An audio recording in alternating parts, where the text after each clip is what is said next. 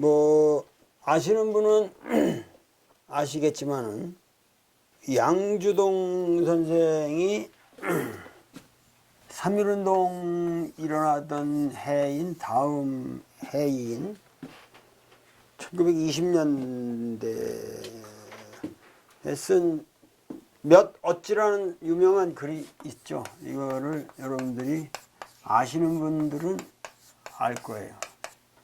이 몇은 우리가 한문으로 몇 개, 그럴 때 기라는 이 기가 몇 개냐, 몇이라는 의미거든요.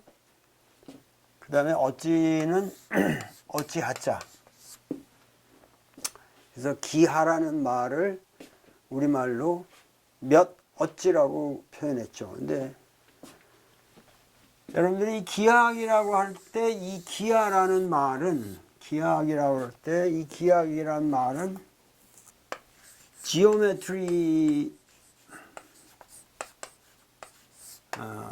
지오메트리를 이 앞에 지오라는 원래 이게 지오메트리라는 게 에집트에서 땅을 잰다. 땅을 재는 기술 학문으로서 시작을 해서 그 히랍 사람들이 에집트에서 배워와서 피타고라스나 이런 사람들이 전부 에집트 기하학자들의 이제 제자들인데 그래서 땅을 재는 거로 시작을 한 학문이기 때문에 지오메트리라고 하는데 이 지오를 앞에 메트리는 번역 안 했고 음역을 지오를 지허에서 중말로 그냥 음역한 겁니다. 지오를 마테오 리치니 이런 사람들이 와서 기하 원본이라는 거를 이제 유그리트학의 기하 원본을 이 기하 원본이라고 번역하면서 이렇게 썼는데 그래서 양주동 선생이 1920년도에 개성에서 서울로 상경을 해서 자기는 사서오경을 다 띈 아주 우수한 학생으로서 서울의 신식학교를 처음에 입학을 했는데 그 선생이 기하라고 쓴 책을 내놓았다는 거예요. 그래가지고 첫 시간에 이제 대정각의 문제를 대정각이라고 그러죠. 대정각이라고. 그러니까 이렇게 했을 때 여기 이 맞곡지각이라고 그러나 우리말로 맞곡지각이라면 A라고 그러고 B라고 한다면은 대정각은 항상 같다. A와 B는 항상 같다. 이거를 딱 시간에 말씀하시면서 어느 학생이 이거를 증명할 수 있느냐? 그러니까는 양주동이 일어나서 작대기 2개를 갖다가 이거 이렇게 해보면 분명히 이게 다 같지 않습니까? 이게 이렇게 하면 작아지는 대로 같고 이렇게 하면 커지는 대로 같은데 그건 뭐 어렵습니까? 그러니까 그거는 비유지 증명이 아니다. 비유라는 것은 사물에 빗대서 하는 거, 증명이라는 그 자체로 증명을 해야 되는데 이거는 비유지 그건 증명이 아니다. 그러니까 그 증명은 어떻게 합니까? 그러니까는 이 선생이 이제 내가 이 글을 읽을 때마다 이 양주동 선생의 기하라는 글을 읽을 때마다 몇 어찌라는 말을 읽을 때마다 난 눈물이 나왔는데 선생이 쓰더라는 거죠. 여기가 C를 한다면은 이 A 플러스 C는 이거는 180도라는 건 다 아는 거니까 정의되니까 180도. 그 다음에 C 플러스 B는 180도. 그래서 오케이 수긍을 하고 따라간 거죠. 그랬더니 이제 선생님이 A 플러스 C는 180도이기 때문에 C 플러스 B하고 같다. 그러면은 여기서 네 그랬더니 그 다음에 C를 빼도 C를 같으니까 150 같으니까 같은 값을 제거해도 같지 않느냐. 예. 그리고 나니까 A 그룹 B가 됐다. 그래서 예 하고 당했구나 하면서 최초로 자기는 증명이라는 걸 먼저 깨달았고 서구 문명이 무엇인가를 처음으로 깨달았다. 그러면서 이 양반이 쓴 유명한 글이 멋모르고 예 하다 보니 어느덧 대정각 A와 B가 같아져 있지 않은가. 그 놀라움, 그 신기함, 그 감격, 나는 그 과학적, 실증적 학풍 앞에 아찔한 현기증을 느끼면서 내 조국의 모습이 눈앞에 퍼뜩 스쳐감을 놓칠 수 없었다. 현대 문명에 지각하여 영문도 모르고 무슨 조약에다 예 하고 도장만 찍다가 드디어 자 봐라 어떻게 됐나. 의 망국의 슬픔을 당한 내 조국 오냐 신학문을 배우리라. 나라를 찾으리라. 나는 그날 밤을 하얗게 새었다. 아주 나는 이 글에서 어렸을 때 그날 밤을 하얗게 새었다. 그 말이 꼭 그 옛날 초가집에 밤새 그 소복소복 눈이 이렇게 내리는데 조그만 학생이 충격을 받고 밤새 등잔물 밑에서 조용하게 수학책을 보면서 하얗게 그 세상이 덮여가는 그것도 모르고 거기에 열중해서 밤을 새웠다. 하얗게 밤을 새웠다. 사실 제가 요즘 이런 비슷한 충격을 느끼면서 우리 남군의 그 강의를 듣고 있는데 제가 그 강의를 들으면서도 충분한 이해가 못 따라가기 때문에 사서 본다는 게 또 지독하게 어려운 책들을 사다 보게 되거든요. 그래서 리처드 꾸란트, 허버트 로빈스, 우리나라에 번역도 있는 것 같은데 What is Mathematics 이런 책, Mathematics and the Unexpected 이건 수치가 전혀 없는 현대 물리학에서 그 수학이 어떻게 쓰였는지 아주 그 대단한 명저인데 하다못해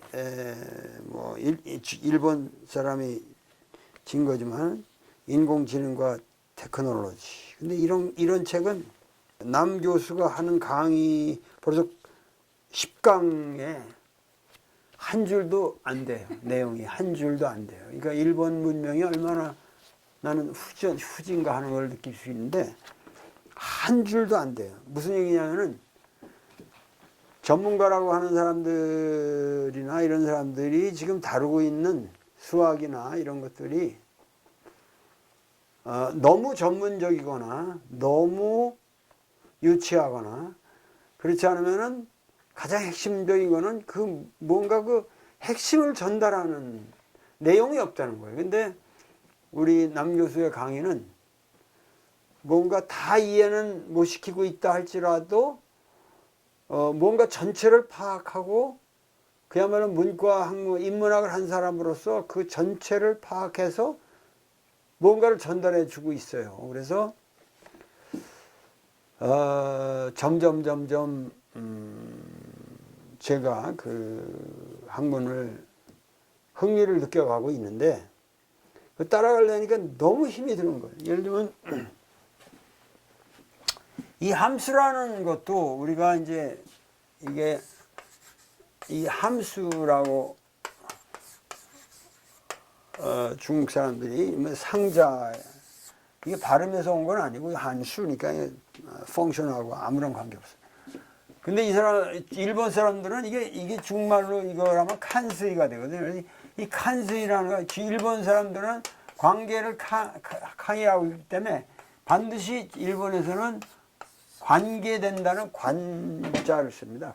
관수라고. 함수라고 쓰지 않고 관수라고 그래, 일본 사람들은. 왜냐하면 여기 입력과 출력이 서로 항상 인풋과 아웃풋을 관계 맺어주는 수의 원리. 그래서 관수라고 얘기를 하는데, 그러니까 이 함수에서 우리가 이제 삼각함수까지 지난 시간에 나갔고, 그리고 여기에서 딥하다는 말이 무엇인가? 단순히 이 함수가 단순한 함수가 아니라 여러 가지 시냅스, 여기서 이렇게 연접이, 근데 이게 사실 뭐 연접이란 말이 이렇게 해서 여러 이 단계를 거친다고, 그래서 이것과 이것의 거리가 멀다라는 게 딥라는 말이다 이렇게 얘기했지만은, 내가 그래서 또 해부학 책을 다 꺼내가지고 그 뇌신경 세포들을 또 며칠을 공부했어요. 그랬더니 수학적인 시냅스하고 우리 이 머리에 있는 시냅스를 뭐 뉴럴 네트워크라고 해서 말만 만든 거지 실제로 억만분의1도 따라갈 수가 없어요. 내가 정말 그 비교를 해보니까는 그거는 같은 차원에서 얘기될 수 있는 성질의 건 아니에요. 그러나 하여튼 이 시냅스라고 하는 이 개념을 빌려다가 이 행렬이라든가 이런 걸 가지고 시냅스 이론을 만들고 이렇게 하면서 지금 이제 인공지능이 진행되고 있는데, 이런 공부를 하다가 내가 너무 충격을 많이 받아가지고 눈이 안 보여. 눈이 안 보여서 할 수 없이 내가 강남에 그 나를 잘 아는 사람이 항상 나보고 제발 백내장 때문에 그러니까 백내장 수술을 하시라고. 그러니까 이게 수학에 받은 충격으로 여러 사건이 일어나는데, 내가 그래서 이제 그래서 이게 사물을 쳐다보는 게 뿌여가지고 이 수학에 받은 충격 때문에 사물이 뿌옇게 보이는 게 며칠 사이에 더 그냥 급격하게 되고, 더군다나 시냅스 이론까지 다 생리학 찾아가면서 보다 보니까 이 시신경 시냅스들이 이제 망가져 가는 거예요. 그래서 안 되겠다, 한번 가서 의논이나 해보자 그러고 갔더니 뭐 간호원이 아유 그렇게 금방 와서 우리 원장님을 금방 만나실 수는 없다고, 이게 신청을 하면 며칠 걸릴 거라고요. 그래서 내 이름 대면서 한번 아무개 왔다고 전화는 해보라 그랬더니 그냥 특히 그래도 전화는 한 방에 했더니 이 양반이 달려 나와서 바로 그냥 모셔가지고 바로 그냥 검사하는 대로 데려가가지고 검사를 해서 내가 이렇게 보니까는 너무 심하게 백내장의 백내장이라는 게 여기 코니아라고 이 안경 여기 각막이 있고 이 안에 이제 엔티리어 챔버가 이 전실이 있고 그 뒤에 이렇게 수정체라는 거, 여기 이제 이 서스펜서리 리가먼트 해가지고 여기 이제 모양근이라는 거. 나는 옛날에 다 이거 해부학 책을 내가 여기 앞에 아이리스라고 홍채가 있고 그랬는데 이거를 여기 이제 이 속이 이게 수정체가 혼탁이 돼가지고 이제 경화되는 거죠. 근데 이거를 여기 집어넣어가지고 쫙 빨아내는 거, 빨아내고 여기다가 이제 인공 렌즈를 장착을 하는 건데, 실제로 해보니까는 그렇게 간단한 수술은 아니더라고. 간단하면서 간단한 수술이 아니더라고. 근데 어저께 그냥 이 자료를 나도 이렇게 보니까 안 되겠다 그랬더니 이거 이 지금 상태에서 하는 게 좋습니까? 안 하는 게 좋습니까? 그러니까 선생이 있다가 이거 안 한다는 거는 국가적 손실입니다. 선생님 입장에서 이거를 안 하신다는 거는 지금 왜냐하면 황반까지 지금 시신경에까지 영향을 주고 있습니다. 그래서 이 상태를 다만 고집하시고 가면은 실명까지도 가기 때문에 지금 단계에서 용단을 내리셔야 합니다. 그래서 오늘 아침에 이거를 가서 오른쪽을 싹 긁어내고 지금 이걸 낀 상태고 내일 또 해야 되는데 의사가 뭐 절대 오늘 하루 종일 눈만 꼭 감고 계시라고 이런 데 나와서 이런 걸 하면 안 되는데 나는 성격이 항상 정상적인 생활을 계속하면서 내 몸을 컨트롤하는 내가 특별한 훈련이 있기 때문에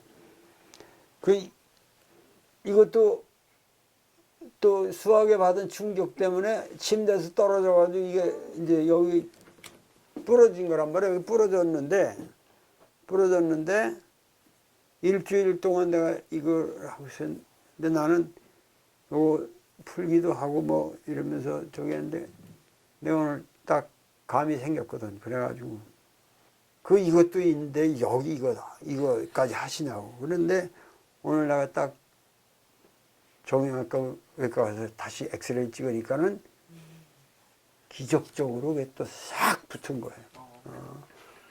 붙어가지고 이거 놀랍습니다. 그래 간 김에 또 이렇게 집어넣어가지고 혈압까지 재보니까는 의사가 저는 혈압약 먹고 노력을 해도 선생님이 지금 어림없습니다. 그래서 모든 게 정상으로 돌아가고 있습니다. 그래서 눈만 회복을 하면은 그리고 메스메릭스만 조금 감을 잡으면 새로운 세상을 볼 수 있지 않을까. 눈과 더불어 그야말로 몇 어치의 눈도 뜰 수 있지 않을까.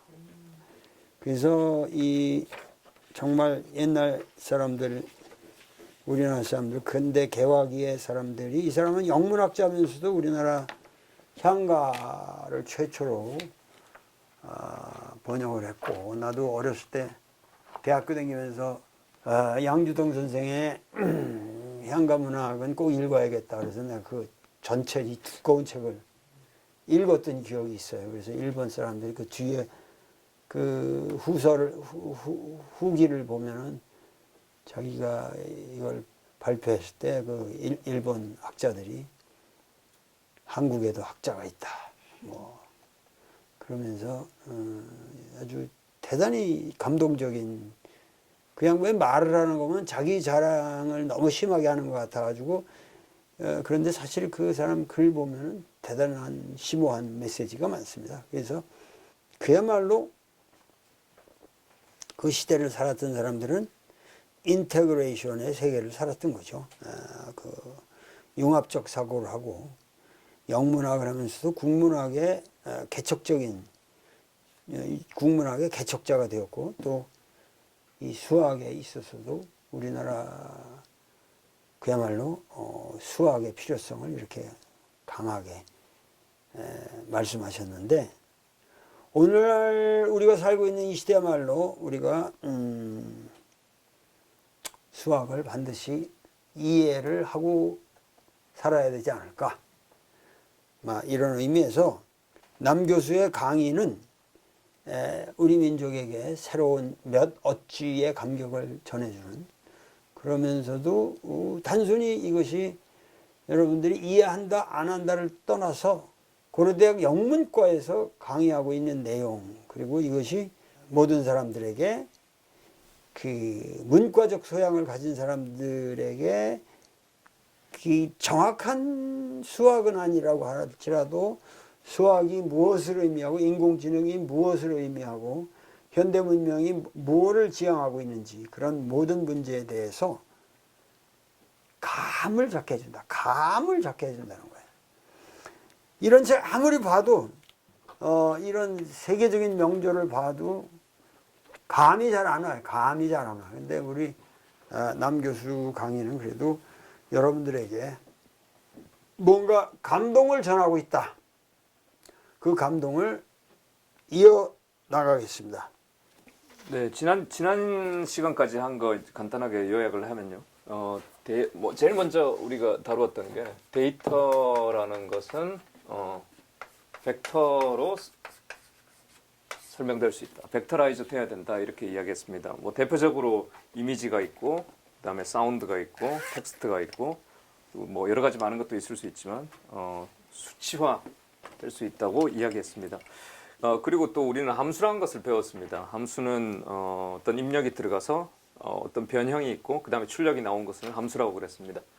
근데 대표적인 함수로 우리는 y는 ax 플러스 b의 형태를 보았고 우리 예전에 중학생 정도 되면 이런 형태의 함수를 배운 기억이 있을 겁니다. 근데 이 경우의 함수는 이제 입력이 하나의 숫자가 들어가고 또 하나의 숫자가 나오는 형태죠. 근데 데이터라는 걸 볼 때 우리가 입력으로 데이터를 받을 수 있고 출력으로 데이터를 낼 수 있는데 뭐 숫자 하나로 나타낼 수 있지는 않겠죠. 이게 이제 숫자가 여러 개 되는 거를 우리가 벡터화 된다 이렇게 이야기할 수 있는데 많은 숫자가 들어오고 입력으로 그다음에 많은 숫자가 출력으로 나가는 거를 이런 식 하나로 설명하기에는 좀 너무 복잡해집니다. 그래서 이 단순화하기 위해서 우리는 행렬이라는 것을 함수로서 이용을 하게 됩니다. 그래서 행렬의 크기는 행렬의 구조는 행의 개수와 열의 개수로 말할 수 있습니다. 이 경우에 지금 4행이죠. 4행이고 그 다음에 3열이 됩니다. 그래서 우리는 4 곱하기 3의 행렬이다. 이 곱하기는 뭐 우리가 1 곱하기 2 한다 이런 거는 아니고요. 그냥 표현할 때 4 곱하기 3의 행렬이다 이렇게 표현을 합니다. 이 경우에 우리가 이 행렬의 구조만 보더라도 입력이 4개의 숫자짜리의 벡터라는 것을 알 수 있고 그리고 이 구조만 보더라도 출력이 3개의 숫자를 가진 벡터다 이렇게 알 수 있습니다. 그래서 이 행렬의 구조가 너무너무 중요하다는 거 다시 말씀드리고요.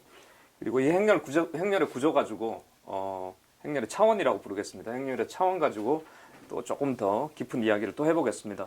그리고 우리가 여기 입력으로 어떤 사운드가 들어가서 텍스트로 나오면 이걸 음성 인식이라고 하고 또 다른 예로 우리가 여기에 텍스트가 들어가서 음성이 나오면 이거 음성 합성이 되고 어떤 이미지가 나와서 이거를 강아지네 아니면 뭐 꽃이네 이렇게 맞추면 우리 그런 앱들을 많이 쓰죠. 우리 휴대폰에 그런 것들 하나 다 있는데요.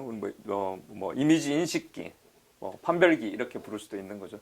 그래서 우리가 이 중간에 들어있는 행렬만 잘 들고 있으면 이걸 가지고 판매도 할 수 있고 그런데 이 중간에 있는 행렬을 좋은 행렬을 우리가 숫자로서 가지고 있어야 되는데 그걸 만들기 위해서는 우리가 빅데이터가 필요하다고 그랬습니다. 빅데이터는 이제 중간에 있는 함수로서의 행렬을 우리가 훈련을 하기 위해서 어떤 입력은 어떤 출력이 돼야 된다. 어떤 입력은 어떤 출력이 된다. 이런 쌍으로 된 데이터가 여러 개 많이 있어야 된다 그랬죠. 우리 그래서 저번 시간에 어떤 건강 정보가 들어가고 또 우리 건강 지표가 나오는 그런 입출력기를 한번 만들어 봤습니다.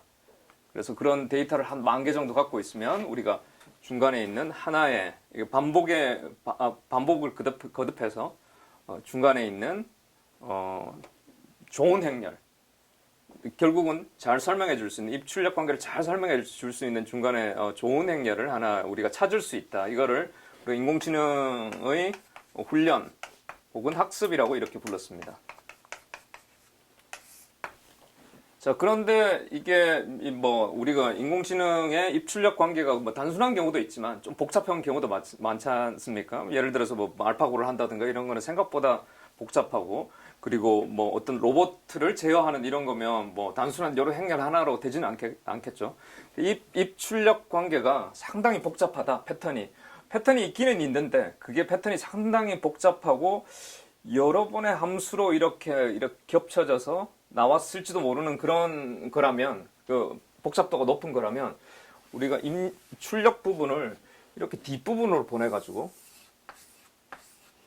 3개 중간에 이런 행렬을 한 번 더 만들어 볼 수 있겠죠. 이렇게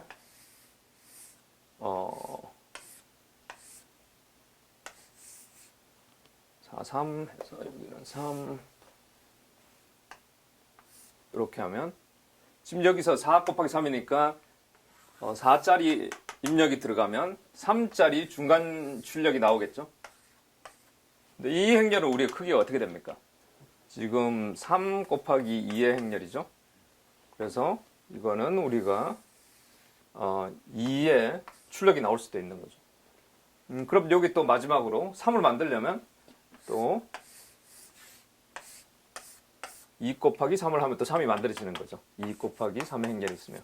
그런 식으로 어떻게 생각하면 함수가 하나 있고 또 함수가 하나 있고 또 함수가 하나 있고 이렇게 생각을 여러 개의 함수가 이제 겹쳐서 그 중간 출력을 받고 그 출력이 다시 입력이 되고 또 출력을 만들어주고 뭐 이런 걸 우리가 합성 함수라고 부르는데요.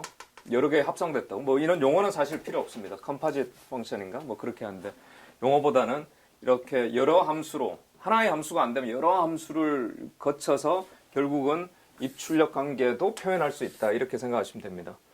그래서 우리가 결국 입력하고 출력이 중요한 건데요. 입력하고 출력까지의 거리가 생각보다 이제 많이 처음에 우리가 보던 그것보다는 훨씬 이제 깊어졌죠. 이게 많이 이제 이게 이렇게 함수들이 여러 개 이렇게 이렇게 되는 게 연결되는 거 이걸 시냅스라고 그러는 거야? 아니 시냅스는 이런 거 하나들을 다 시냅스라고 그냥 우리가 이야기할 수 있습니다. 근데 그 선생님 아까 말씀하셨듯이 이게 시냅스라는 그 개념에서 처음에 나왔지만은 지금은 그게 그 신경학적인 게 많이 희석이 됐습니다. 그러니까 결국은 이런 게 하나의 세포죠. 뭐 이제 원래 이 아이디어가 나왔던 거는 이런 게 하나의 신경 세포에 해당되는 거고 그것들 간의 연결이죠, 연결. 시냅스는 그 신경 세포들 간의 연결로 보면 이것들이 다 연결해 주는 것들이지 않습니까? 그래서 이 부분이 사실은 시냅스에 해당되는 거죠. 그리고 이 신경과 이 신경 간의 연결은 이게 시냅스가 되는 거죠. 근데 너무 심플리파이 되어 있기 때문에 굳이 거기하고 이제 맞추어서 이렇게 하는 거는 별로 크게 의미가 없다 이렇게도 이야기할 수 있습니다. 자, 그래서 이제 입력에서부터 출력까지가 이제 거리가 한참 이제 멀어지는 정도로 그 인공지능 뉴럴 네트워크가 이제 복잡하게 발전했죠. 그래서 우리는 이것을 딥 러닝이라고 합니다. 근데 뭐 이 아이디어 자체가 완전 최근에 새롭게 만들어진 게 아니고 이런 형태의 아이디어가 뭐 5, 60년 전에 벌써 나왔던 거기 때문에 아이디어가 새롭다기보다는 이제 컴퓨터의 발전과 그다음 특히 이제 그래픽 카드 이쪽에 뭐 GPU 이런 쪽에 이제 발전이 이런 행렬 계산 이런 걸 아주 편하고 빠르게 해주는 그 발전이 있었고요. 또 하나는 데이터가 사실은 이 깊숙한 그 복잡한 패턴을 찾기 위해서는 데이터가 많아야 되는데요. 단순한 그 저번에 이야기했던 우리가 우리 건강 정보에 따른 건강 지표 뭐 이런 관계들은 사실 너무 간단하기 때문에 설문조사 같은 거로 쉽게 모을 수 있지만 아주 복잡한 무언가를 할 때는 뭐 그런 정도의 정보 가지고는 안 되죠. 그래서 우리가 빅데이터를 말 그대로 진짜 슈퍼 빅데이터를 모아야 되는데 그러기 위해서는 옛날 방식으로는 불가능했던 게 이제는 이제 컴퓨터 인터넷 뭐 이런 걸 통해 가지고 어마어마한 데이터를 이제 모을 수 있게 된 거죠. 그리고 또 여러모로 알고리즘적으로도 더 복잡하게 이런 거. 그 정도 세 가지가 합쳐져서 지금 인공지능이 훨씬 더 이제 사람들 앞에 더 다가오지 않았나 이렇게 생각이 됩니다. 사실은 이 뉴럴 네트워크라고 하는 게 아티피셜 뉴럴 네트워크라고 하는 게 말씀드렸지만 한 50년 전에 나왔습니다, 벌써. 근데 50년 훨씬 전에 나왔죠. 60년, 70년 전에 벌써 대두가 됐지만 그게 조금 세상을 어떻게 지금하고 사실은 비슷했습니다. 그러니까 세상을 막 바꿀 듯이 뭐 여러 가지 상상을 많이 했죠. 뭐 윤리가 어떻게 컴퓨터가 나오면 세상을 지배해서 윤리가 어떻게 돼야 되는가, 뭐 사람들 간의 관계는 어떻게 되는가, 직업이 어떻게 되는가 이런 걱정들을 사실 많이 했죠. 근데 갑자기 이제 어떤 한계에 부딪히고 이제 실링을 치고 나서는 이 방법은 우리가 생각하는 그만큼 갈 수 없다라는 자각을 하게 되고 갑자기 이제 발전이 멈추고 아예 그냥 퇴보하고 이건 끝났다 이렇게 자신을 했습니다. 근데 어떤 이제 소수 그룹의 학자들이 거기에 집중해서 꾸준히 했고, 그다음에 아까 말씀드렸던 여러 가지 시너지가 같이 일어나서 지금 이제 인공지능이 이렇게 발전하고 있죠. 근데 또 뭐 어느 순간에 이게 또 어떤 한계가 있다. 분명히 뭐 저는 제가 생각하기에는 개인적으로 그런 또 때가 분명히 있을 것 같습니다. 또 그럼에도 불구하고 사실 이런 방향으로 이런 인공지능의 발전의 방향이 멈춰질 것 같지는 않습니다. 그런 의미에서는 우리가 이런 공부들을 하는 게 단순히 트렌드를 따라가는 그런 건 아니기 때문에 뭐꼭 해야 되지 않을까 이런 생각이 듭니다. 그러니까 이제 가장 인공지능과 뭐 이런 함수 이걸 배우면서 결국은 인풋에 대하여 아웃풋은 항상 얘기된 어떤 목적이잖아요. 그러니까는 인풋과 아웃풋이 결정된 상황에서 이 인풋과 아웃풋의 관계를 어떻게 효율적으로 이것이 해결하느냐 하는 거지. 인간의 두뇌라는 거는 인풋 있고 아웃풋이 결정 안 된 상황에서 저걸 창조해내는 그러니까 그건 내가 보기 차원이 다른 거라고. 지금 우리 뇌에서 우리가 어떤 학습을 해서 아웃풋을 낸다 하는 것은 그거하고는 차원이 다른 거고. 그러니까 이거는 결국은 뭐라 그럴까, 그 1차적으로 우리가 현대인들이 그 위협을 느끼고 있는 것은 결국은 뭐랄까 반복적인 노동이라고 그럴까, 그리고 뭐가 컨트롤된 시스템을 제어하는 어떤 일정한 목적이 있는 분야에서만 저게 의미가 있는 거고, 그게 또 우리 삶에서는 산업적으로 이제 효과가 크기 때문에 공장 가동이라든가 의료에도 쓰일 수 있고 뭐 이제 여러 가지로 지금 쓰인다 그러니까는 이제 저기 이걸 하지만 그 사실 그 도무지 이거 나는 IC는 창조적일 수는 없다 나는 이렇게 근데 생각합니다. 선생님 지금 금방 말씀하셨던 그 부분에 대해서 또 엄청난 통찰력에 사실은 좀 놀랐습니다. 이 부분이 사실은 이제 여기 정답을 준다는 말씀이시지 않습니까? 여기 우리는 이걸 이제 타겟이라고 해서 어떤 이 입력은 어떤 값이어야 된다 이런 페어에 그게 되어야 되는 거죠. 사실은 사람의 경우에도 뭐 이거는 뭐 여자다, 저거는 남자다 이런 식으로 하기는 하죠. 근데 그게 아주 극소량의 데이터만 있으면 그게 사람은 창조적으로 그런 관계를 빠르게 일반화시키고 이렇게 하는데 지금 이 이런 방식은 극소량의 데이터로 일반화, 우리 애들이 조금만 보고는 이거 벌써 뭐 이게 뭐다 이런 걸 다 분류하고 이렇게 하죠. 그러니까 이런 비유사한 형태를 하지 않는 것은 아니지만은 컴퓨터처럼 막 수백만 수천만의 그런 정보가 들어가야지 제대로 완벽하게 훈련되는 것은 아니다. 그래서 아직까지 이 말씀하신 대로 이 정답지를 주어야 되고 상당 부분에 이 영어로 이 부분을 이야기할 때 이제 supervised라고 하고 또 unsupervised라고 또 하는 그런 용어를 씁니다.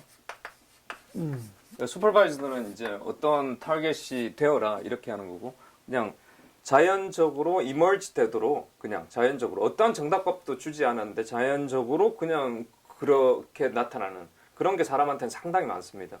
그런 부분에 대한 연구도 사실 이 전산 쪽에서 분명히 있기는 있는데요. 이 부분에 비해서는 이게 챌린징이 엄청난 난제입니다. 하고는 있지만 이 부분으로 더 많이 발전을 해야지 인간에 훨씬 더 가깝게 가지 않는가.